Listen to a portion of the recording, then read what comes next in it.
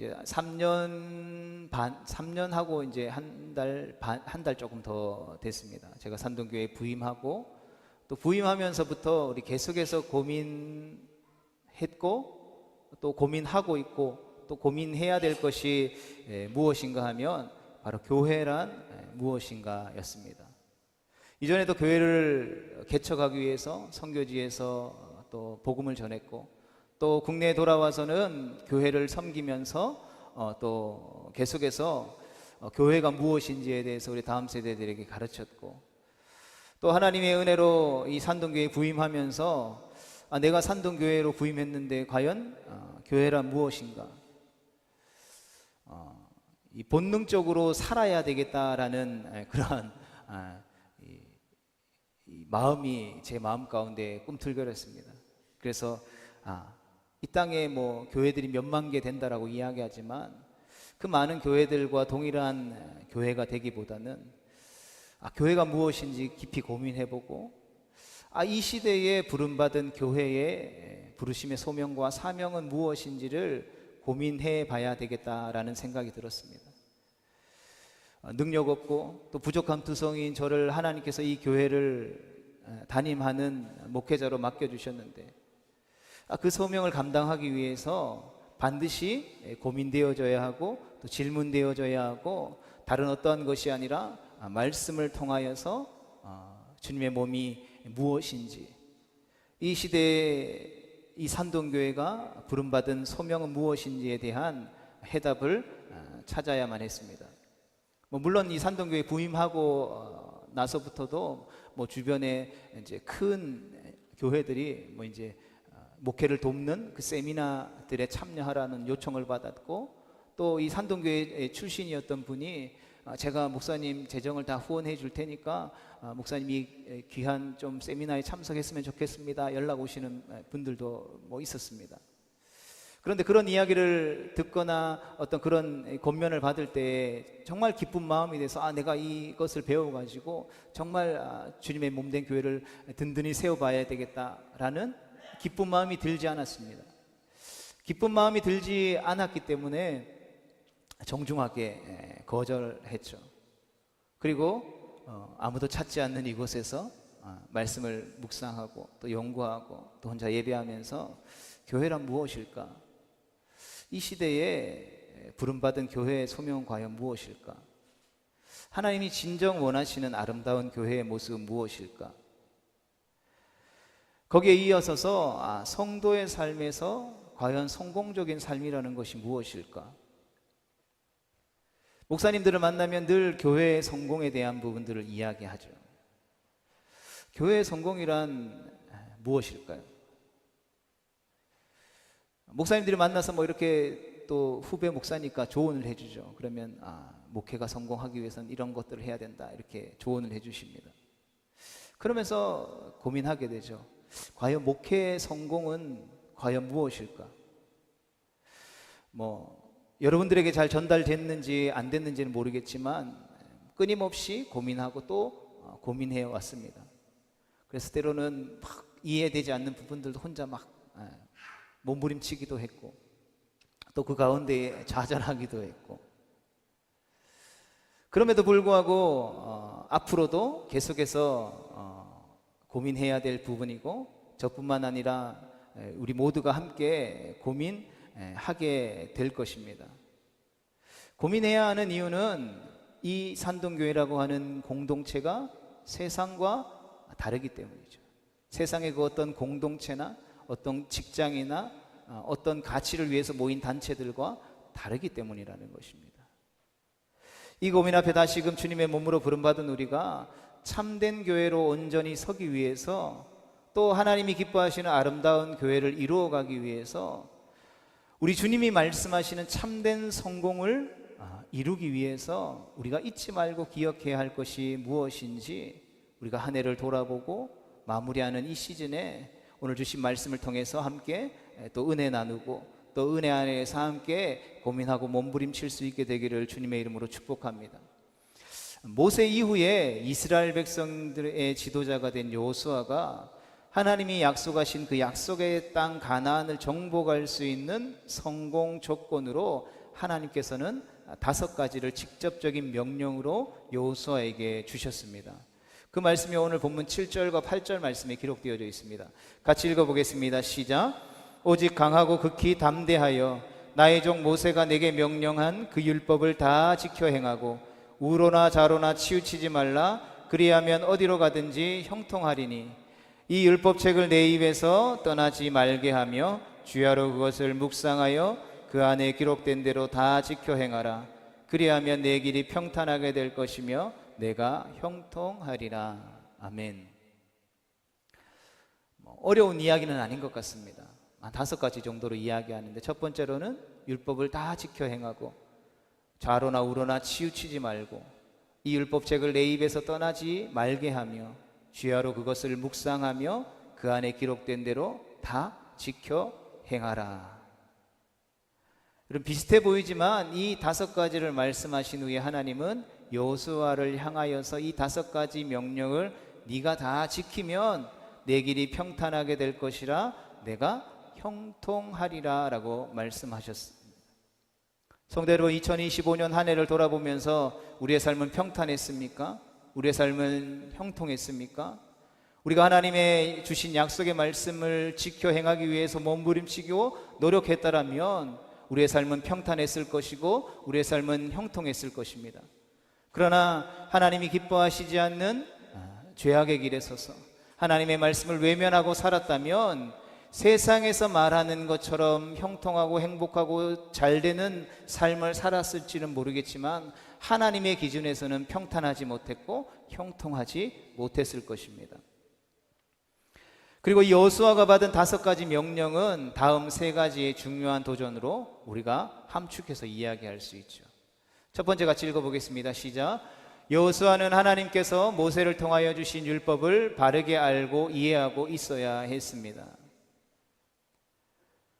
이런 목적을 이룰 수 있는 유일한 방법은 율법을 규칙적이고 지속적으로 계속해서 재음미하는 것이었습니다.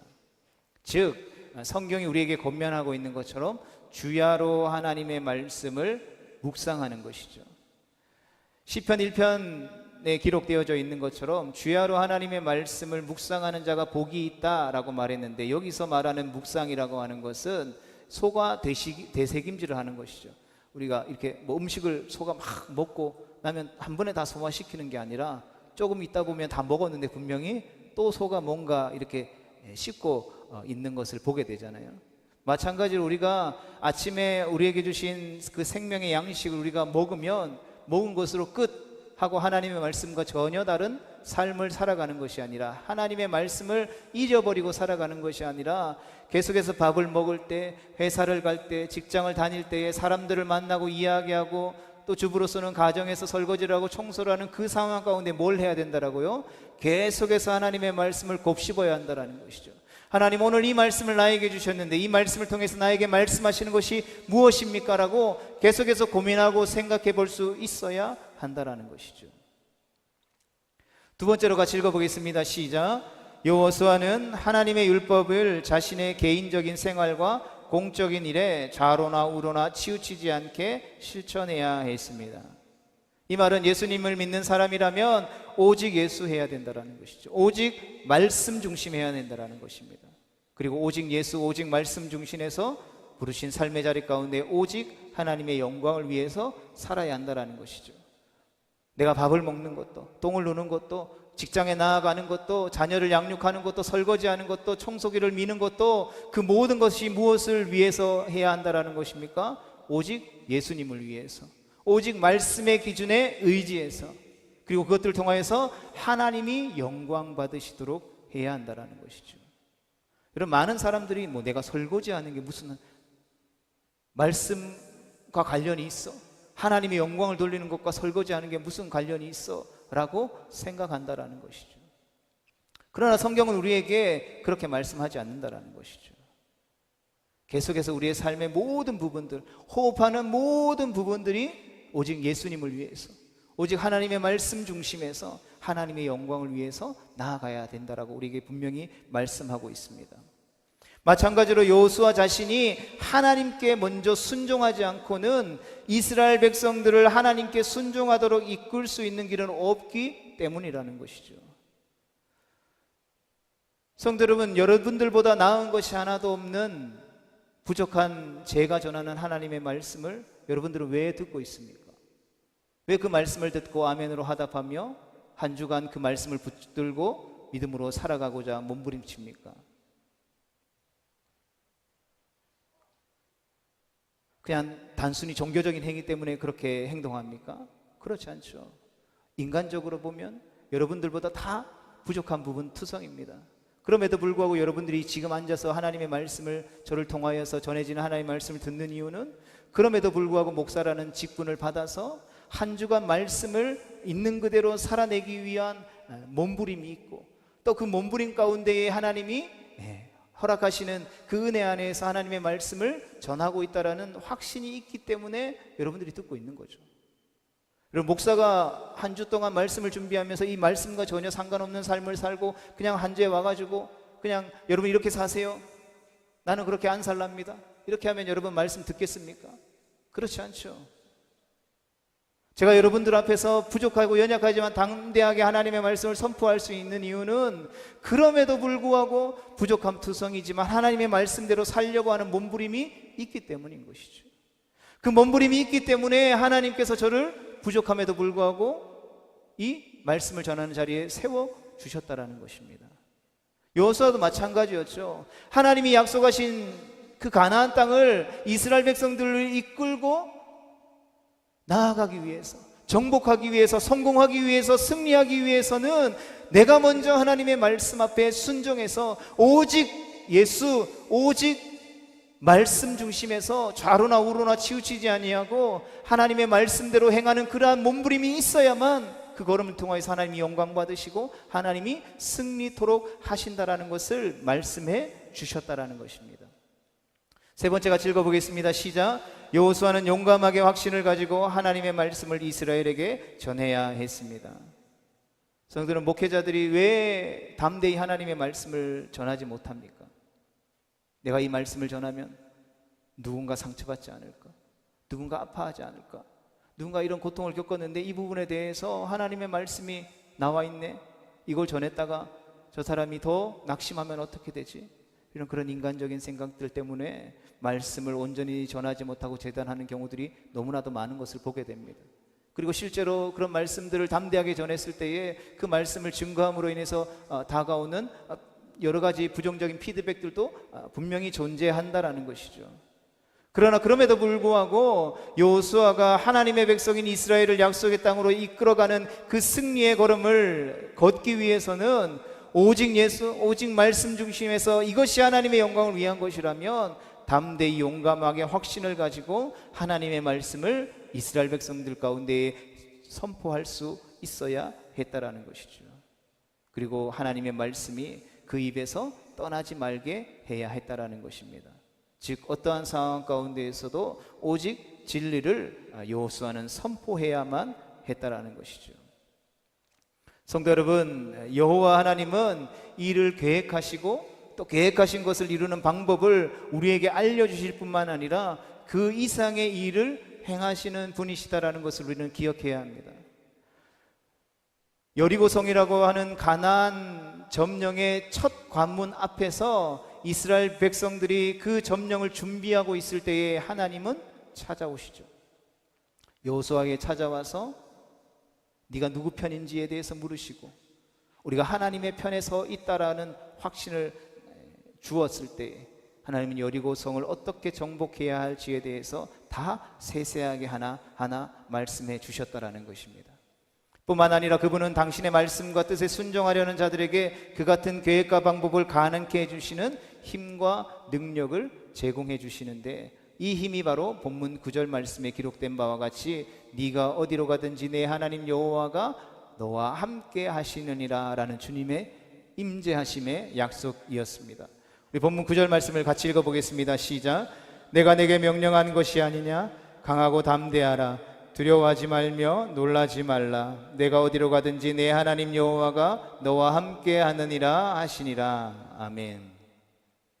성도 여러분, 이러한 하나님의 임재야말로 여호수아에게는 엄청난 영적인 도전과 중요한 의미로 다가왔는데, 그는 그로 인해서 자신이 부름받은, 부여받은 사명을 이루어낼 자격을 갖추게 되었던 것입니다. 그가 이스라엘 백성들을 이끌고 가나안 정복 전쟁을 수행하는 사명을 감당하는 동안에 하나님과의 교제가 계속해서 지속될 수 있었던 것은 하나님이 그와 함께 하셨기 때문이라는 것이죠. 여호수아는 여호와 하나님의 이와 같은 임재하심, 즉 함께 하심의 약속을 통해서 약속의 땅 가나안을 정복하며 들어가기까지의 수많은 난관들은 여호와께서 들어갈 길을 쉽게 만들어 주실 것이라고 하는 믿음을, 확신을 가지게 되었다라는 것이죠. 뿐만 아니라 온갖 반대와 그들을 극복하는 길도 보장되어 있다라는 것을 확신하게 되었다라는 것입니다. 왜냐하면 그를 위하여 일하시는 여호와 하나님, 그 하나님은 창조주 하나님이시요 오늘도 천지 만물을 다스리시고 통치하시는 만왕의 왕이요 만주의 주가 되신 그분이 그를 대적하는 모든 자들보다, 그를 가로막는 어떤 장애물보다 위대하신 분이심을 깨달았기 때문이라는 것이죠. 성도 여러분, 그래서 그리스도인은 하나님의 임재를 중요하게 생각하는 사람들, 하나님의 임재의 중요성을 인정하는 사람들이라고 할 수 있습니다. 그러기에 우리가 예배할 때에 가장 중요한 것이 무엇입니까? 하나님의 임재하심인 것이죠. 하나님이 나와 함께 하시는가, 하나님이 우리가 드리는 이 예배 가운데 함께 하시는가, 여러분, 그것이 가장 중요한 것이죠. 그리고 그 하나님의 임재하심을 확신할 수 있는 가장 중요한 방법은 영과 진리로 하나님 앞에 나아가는 것이죠. 나의 어떠함을 가지고 예배하는 것이 아니라 하나님이 말씀하신 그 약속의 말씀, 그 약속의 말씀을 통하여서 나아가는 방법을 가르쳐 주신 그 방법을 따라서 나아가는 것이 가장 중요하다라는 것이죠. 그러하기에 성도는 하나님의 임재의 강력한 상징인 바로 이 예배의 생명을 걸 수 있어야 하는 것입니다. 내가 아무리 세상 가운데 성공하고 세상 가운데 잘 나가고 많은 부귀영화와 명예를 누린다 할지라도 여러분, 예배의 생명을 걸고 예배를 통해서 하나님을 만나지 못하면 그 인생은 실패한 인생이 되어지기 때문인 것이죠. 세상에서 아무리 나를 부러워한다 할지라도 교회 안에서는 결코 그것을 부러워하지 않는 것이죠. 예배 나오지 않고 삼성전자 회장 되는 것보다는 예배 나와서 그냥 하루 벌 하루 먹는 일꾼으로 살아가는 것이 더 행복한 것이죠. 다윗이 고백한 것이 그것이잖아요. 내가 이 땅에 눈에 보이는 성전에서, 화려한 그 성전에서 하루를 사는 것보다, 첫날을 사는 것보다 하나님 성전의 문지기로 하나님과 함께 하루를 사는 것이 더 행복하다라고 고백했던 것이죠. 예수님은 제자들에게 마태복음 28장 20절과 사도행전 1장 8절을 통해서 이렇게 약속하셨습니다. 같이 읽어보겠습니다. 시작. 볼지어다 내가 세상 끝날까지 너희와 항상 함께 있으리라. 오직 성령이 너희에게 임하시면 너희가 권능을 받으리라. 아멘. 성도들은 그러하기에 하나님께서 함께 하시기에 성도의 인생은 흥할 때나 쇠할 때나 성공할 때나 실패할 때나 상황과 환경의 지배를 받지 않고 여전히 그를 신뢰하고 그분을 예배하며 주님 걸어가신 그 길을 따라갈 수 있게 되어지는 것입니다. 한국교회 안에서 가장 많이 발견되는 게 그거잖아요. 세상에서 뭔가 잘 나가고 성공하면 교회 신앙생활도 막 열심히 하죠. 그래서 사람들이 뭐라고 이야기합니까? 이렇게 하나님 잘 섬기니까 세상에서도 저렇게 잘 되고 성공하네. 그러다가 세상에서 잘 안 되면 가장 첫 번째로 일어나는 것이 무엇입니까? 교회를 나오지 않아요. 왜 나오지 않습니까? 조금 더 열심히 해야 돼. 지금 교회 갈 시간이 어디 있어? 내 상황이 나빠졌으니까 하나님 영광 받으시지 않을 거야. 이런 말도 안 되는 성경에서 없는 이야기들을 핑계 삼아서 하나님을 떠나죠. 여러분, 그것이 맞는 것입니까? 그것이 성공한 인생입니까? 어쩌면 교회 안에서의 보이지 않는 시선들이 그러한 행동들을 하도록 부추기는 것은 아닌지 생각해 보고 돌아보게 됩니다. 여러분, 우리가 그분을 신뢰하고 그분을 예배하며 주님 걸어가신 그 길을 따라갈 수 있다라면, 그리고 그 길을 주님과 함께 걸어갔다면 우리의 삶은 성공한 삶이 되어지는 것입니다. 2025년 한 해를 돌아보면서 내게 부족함과 연약함이 있었지만 그럼에도 불구하고 내가 하나님의 말씀을 읽으려고 노력했고 성장하려고 노력했고 예배하기 위해 노력하고 애썼다면 우리 모두는 성공자가 되어지는 것입니다. 그러나 아무리 세상에서 많은 것들을 얻었다 할지라도 하나님을 예배하고 하나님의 말씀을 통하여서 하나님과 가까워지는 일에 우리가 소홀히 했다면 결코 우리는 그 인생을 성공한 인생이라고 말할 수 없다라는 것이죠. 그렇게 말하면 상처받지 않을까요? 그렇게 말하면 힘들어하지 않을까요? 그렇게 말하면 교회 안 나오면 어떡해요? 여러분, 그래도 어쩔 수 없는 것입니다. 아닌 것을 아닌 것이라고 이야기할 수 있어야 하는 것이죠. 하나님의 말씀을 가감하거나 재단하는 것은 우리에게 주신 권한이 아니기 때문이라는 것입니다. 아무리 세상에서 성공적인 삶을 살았다 한다 할지라도 하나님과 함께함이 우리 가운데 없다면 결코 성공한 인생이라고 할 수 없는 것입니다.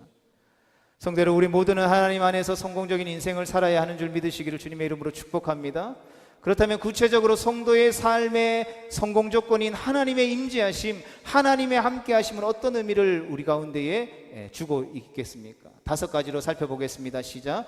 깊이 사랑해 주시겠다는 약속, 보살펴 주시겠다는 약속, 인도해 주시겠다라는 약속, 보호해 주시겠다라는 약속, 필요한 모든 것을 공급해 주시겠다라는 약속. 아멘.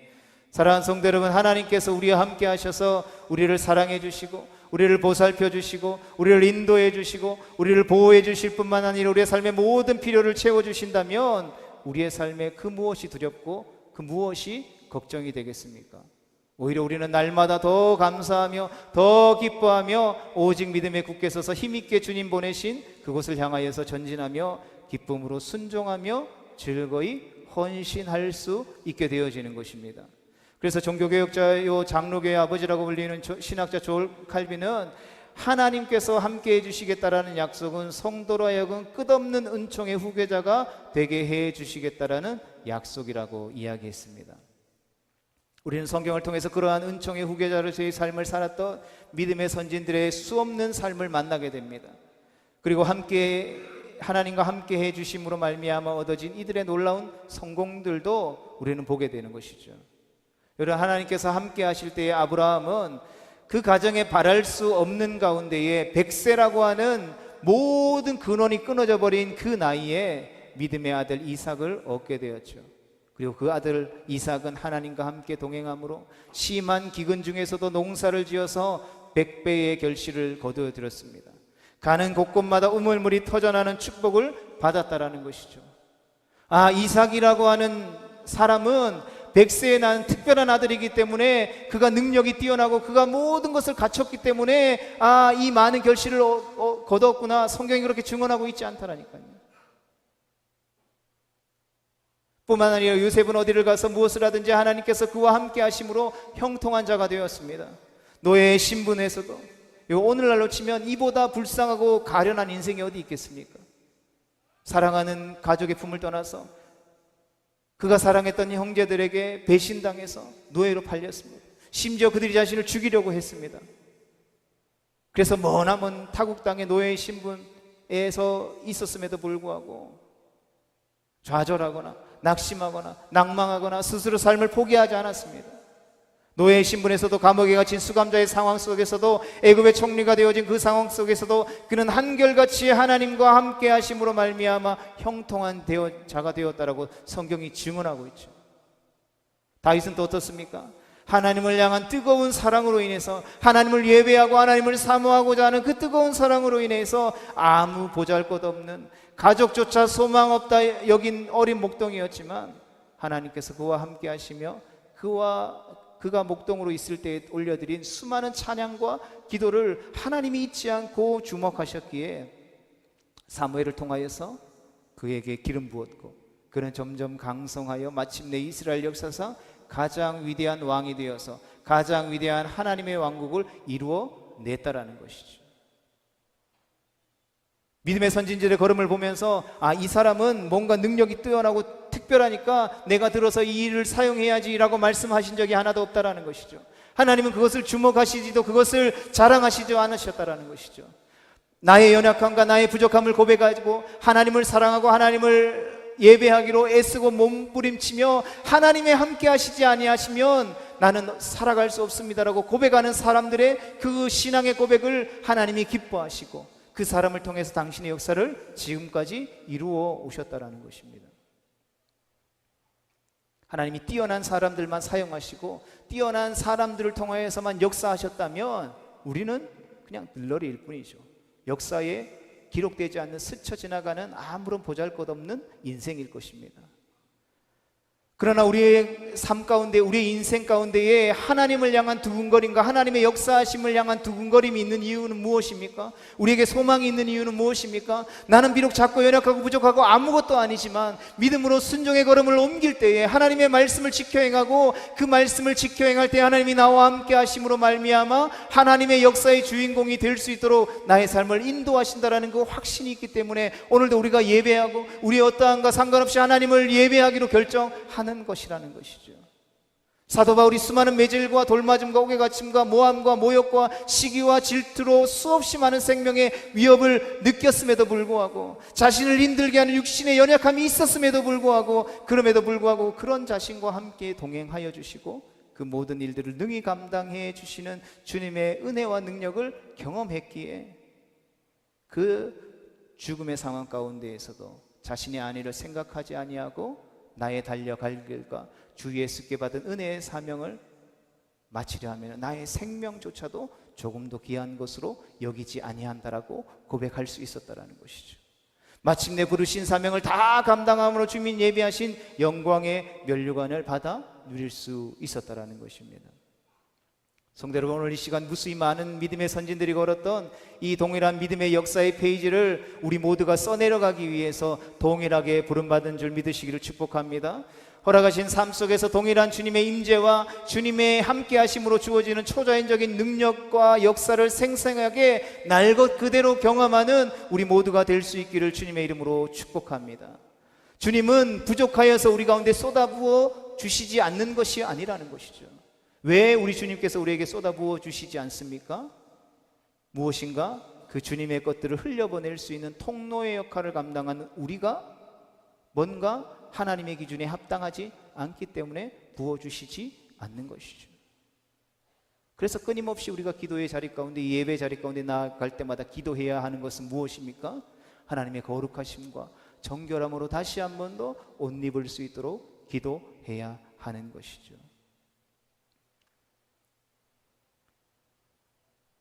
하나님께서 함께 하심으로 말미암아서 우리의 삶의 모든 영역에서 그렇게 예수님이 인정하시고 예수님이 이끄시는 성공적인 축복의 인생 되어질 수 있게 되기를 주님의 이름으로 축복합니다.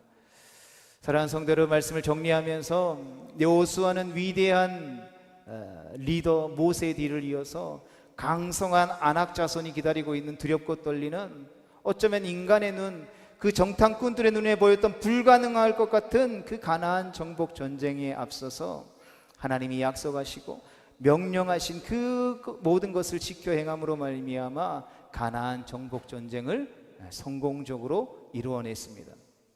그리고 그렇게 성공적인 인생이 되어서 정복 전쟁을 마치고 이 모든 것을 다 이루게 하신 그 하나님을 나는 오늘도 여전히 선택하겠다라고 하는 담대한 믿음의 선포, 믿음의 고백을 할 수 있었던 것이죠. 2025년을 마무리하는 이 마지막 주일, 우리는 여전히 하나님의 임재를 갈망하면서 하나님의 은혜를 갈망하기 위해서 이 자리에 모였습니다. 지난 한 해를 돌아보고 우리의 삶과 신앙은 하나님의 성공 조건에 맞추어져서 하나님의 함께 하심을 경험함으로 성공적인 삶을 살아왔는지를 돌아봅니다. 비록 세상의 기준에는 뭔가 부족한 것 같고 다 이루지 못한 것 같고 실패한 것 같아 보이더라도 우리가 걸어온 삶을 돌아볼 때에 하나님이 함께 하셨다라는 것을 확신할 수만 있다면 우리 모두는 성공적인 한 해를 보낸 것입니다. 그러나 세상에서 아무리 잘 되고 잘 풀리고 성공하고 무엇인가를 이루었다 할지라도 하나님의 함께 하심, 하나님의 임재를 우리가 분명하게 느끼지 못했다라고 한다면 우리는 주님의 몸된 성도로, 교회로 부름 받았기에 자신 있게 성공했다라고 말할 수 없을 것입니다. 사랑하는 성도 여러분, 지난 날이 어떠했든지 우리가 상관없이 다시 한 번 더 우리 모두가 강력한 하나님의 임재를 사모할 수 있게 되기를 주님의 이름으로 축복합니다. 그리하여서 앞으로 우리에게 주어지는 모든 순간순간마다 하나님의 임재를, 하나님의 함께하심을 경험함으로 매 순간 그분과 동행함으로 하나님의 성공 조건에 맞는, 하나님이 허락하시는 성공을 맛보고 누리는 거룩하고 복된 하나님의 백성 되어질 수 있게 되기를 주님의 이름으로 축복합니다. 우리 한 해를 마무리하면서 또 새로운 한 해를 기대하면서 우리 네 가지의 선포의 기도의 제목을 함께 나누고 좀 기도하는 시간 가졌으면 좋겠습니다. 우리 네 가지 우리 앞에 좀 화면에 띄워주시면 우리 같이 함께 읽겠습니다. 시작.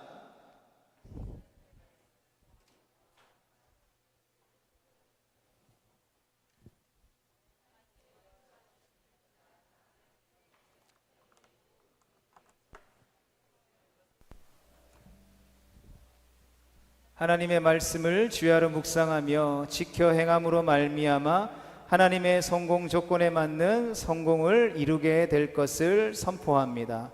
삶 속에서 마주하게 될 모든 어려운 상황 속에서도 하나님의 풍성하신 도움을 얻게 될 것을 선포합니다. 아멘.